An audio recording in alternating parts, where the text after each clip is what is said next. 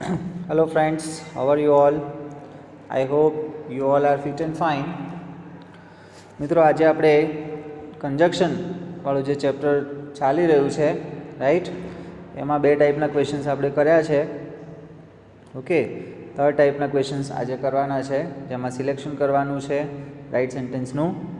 તો select the correct sentences. આમાં 3 વાક્યો એવા હશે કે જેમાં કન્જક્શન ખોટો યુઝ થયો હશે અથવા ખોટી રીતે યુઝ થયો હશે, અને એક સેન્ટેન્સ એવું હશે જેમાં કન્જક્શન સાચો હશે અને સાચી રીતે યુઝ થયું હશે. તો આપણે એના માટે we have to read all the 4 options first and then we will decide કે કયું સેન્ટેન્સ રાઈટ છે અને કયું સેન્ટેન્સ રોંગ છે, અને જે રાઈટ છે એ આપણે ટિક કરવાનું છે. Friends, it is a very interesting exercise right. Select કરવાવાળું જે ક્વેશ્ચન પૂછાય છે એમાં ખૂબ જ મજા આવતી હોય છે આપણને સોલ્વ કરવાની. તો ચાલો આપણે એ મજા લઈએ and let's try to find out the correct answers from the given options. Sentence number 1. Ram was tired so that he wanted to sleep. So that નો મતલબ થાય છે જેથી રામ થાકેલો હતો, જેથી તે ઊંઘવા માંગતો હતો. Ram was tired so he wanted to sleep. Ram થાકેલો હતો તેથી તે ઊંઘવા માંગતો હતો. Ram was tired because wanted to sleep. થાકી ગયેલો હતો કારણ કે ઊંઘવા માંગતો હતો. અને Ram was tired but he wanted to sleep. વિરોધાભાસ. તો મિત્રો આમાંથી પહેલું સેન્ટેન્સ રોંગ લાગે છે, ત્રીજું રોંગ લાગે છે અને ચોથું. આ 3 સેન્ટેન્સીસ રોંગ છે, એબ્સોલ્યુટલી રોંગ. અને જે સેકન્ડ ઓપ્શન છે Ram was tired so he wanted to sleep, A correct answer છે, કારણ કે બાકી 3માં કન્જક્શન્સ ખોટી રીતે યુઝ થયા છે રાઈટ. એ એમાં બંધ બેસતા નથી, not matching with the meanings of the sentences right. Second, we trust him yet is honest. અમને વિશ્વાસ છે છતાં તે પ્રામાણિક છે, કોઈ મિનિંગ નથી બની રહ્યો. We trust him therefore is honest. અમે એનો વિશ્વાસ મૂકી રહ્યા છીએ તેથી તે ઓનેસ્ટ છે, તો એ પણ મિનિંગ નથી બેસતો. We trust him so that is honest, કે જેથી આ પણ નથી સાચું લાગી રહ્યું. We trust him because is honest, આ આપણને સેન્ટેન્સ રાઈટ લાગી રહ્યું છે. So the correct answer is option D, we trust him because he is honest. Next, Manish will either study or play tennis. Manish will either study nor play tennis. તો either or સાચું લાગી રહ્યું છે. either સાથે nor ના આવે, ત્રીજામાં neither સાથે or આપ્યું છે એ પણ ના આવે રાઈટ. અને ચોથું, Manish will either study and play. either સાથે and નહીં આવે, either સાથે or, neither સાથે nor, આ જોડી બનેલી છે બરાબર. આ જોડી બનેલી છે, આ કોરિલેટિવ કન્જક્શન્સ કહેવાય છે રાઈટ કે નહીં. એની સાથે બીજો કોઈ વર્ડ યુઝ થઈ શકતો નથી, એટલે આપણે આને ચૂઝ કરવું બહુ સહેલું પડશે. ઈધર સાથે ઓર આપેલું એવું એક જ ઓપ્શન છે, બાકીના 3માં ઈધર નીધર બંને રોંગ રીતે મુકાયેલા છે. ઈધર સાથે નોર ને નીધર સાથે ઓર કે ઈધર સાથે એન્ડ રાઈટ, આ કોમ્બિનેશન રોંગ છે. Father was angry because he did not say anything. ગુસ્સે હતા કારણ કે કંઈ ના બોલ્યા.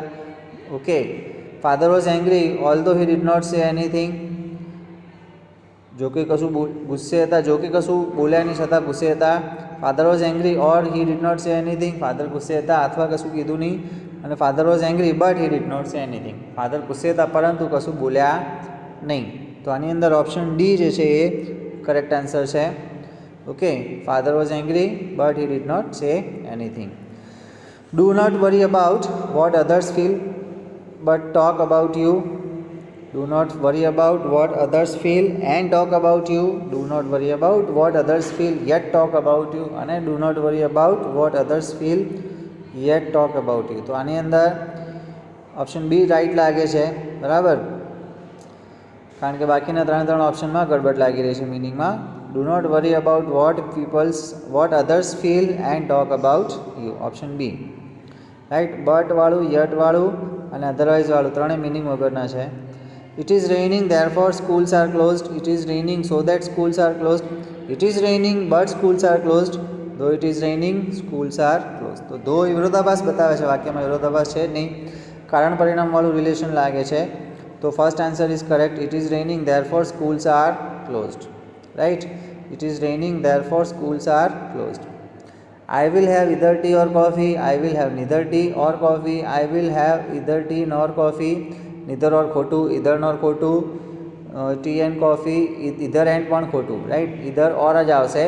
I'll have either tea or coffee. I will have either tea or coffee. 8 નંબરનું સેન્ટેન્સ છે be quiet and you will be punish. શાંત રહો અને તમને સજા થશે. શાંત રહો તો સજા થશે, આવું તો બને નહીં, રોંગ છે. Be quiet because you will be punish. શાંત રહો કારણ કે તમને સજા થશે, બી તમને સજા થવાની છે એના કારણે તમે શાંત રહો, તો એ પણ રોંગ છે. Be quiet but you will be punish. શાંત રહો પરંતુ તમને સજા થશે, આ પણ રોંગ છે. Be quiet or else you will be punished. Or એલ્સનો મતલબ થાય છે નહીં તો. ઓર એલ્સનો મતલબ થાય છે નહીં તો. તો option D is correct. Be quiet or else you will be punished. Okay. Be quiet or else you will be punished. Option D is correct. 9 number. Please speak loudly yet we can hear you. મહેરબાની કરીને મોટેથી બોલો છતાં પણ અમે તમને સાંભળી શકીએ, રોંગ છે. Please speak loudly or else we can hear you. મહેરબાની કરીને મોટેથી બોલો નહીં તો અમે તમને સાંભળી શકીએ, રોંગ છે. Please speak quietly so that we can hear you. જેથી અમે તમને સાંભળી શકીએ, એ રાઈટ છે. અને please speak loudly because we can hear you, right. એ થોડું ઘણું રાઈટ લાગે પણ એનાથી વધારે સાચું જે ઓપ્શન સી લાગી રહ્યું છે, રાઈટ. પ્લીઝ સ્પીક લાઉડલી, જોરથી બોલો, મોટેથી બોલો, જેથી, સો દેટ, જેથી વી કેન હિયર યુ. 10મું, Raj will either bat or bowl as he is hurt. Raj will neither bat or bowl, wrong છે. નીધર એન્ડ ખોટું, નીધર ઓર ખોટું. રાજ વિલ નીધર બેટ નોર બોલ as is hurt, A right છે. અને રાજ વિલ ઇધર બેટ નોર બોલ, તો એ રોંગ છે, એટલે ઓપ્શન સી આવશે. Okay, your answer will be option C. Though I was late the teacher did not get angry. જોકે હું મોડો પડ્યો છતાંય પણ ટીચર ગુસ્સે થયા નહીં, તો આ આન્સર મને રાઈટ જ લાગી રહ્યું છે પહેલેથી બિગિનિંગમાં, છતાં આગળ બીજા વાંચીએ. I was late so that teacher did not get angry. So દેટનો મતલબ થાય કે જેથી, તો હું મોડો પડ્યો જેથી ટીચર એંગ્રી થયા નહીં, ગલત. I was late because the teacher did not get angry, આ પણ wrong. I was late or else the teacher did not get angry, wrong. So the correct answer is though I was late the teacher did not get angry. Okay. Though I was late, the teacher did not get angry. Gaurav is suffering from cold or fever. Gaurav is suffering from cold but fever. Gaurav is suffering from cold yet fever. Gaurav is suffering from cold and fever. So option D આવશે. Gaurav is suffering from cold and fever. Please take rest because you are fit for the test tomorrow. Please take rest so that you are fit for the test tomorrow. એ right લાગે છે. Please take rest though you are fit for the test tomorrow. અને please take rest but you are fit, તો but ધોવાળા નથી set થતા, so દેટવાળું આમાં સેટ થાય છે. Please take rest so that you are fit for the test tomorrow. Okay. Next મિત્રો એના પછી જોઈએ, આગળ વધીએ.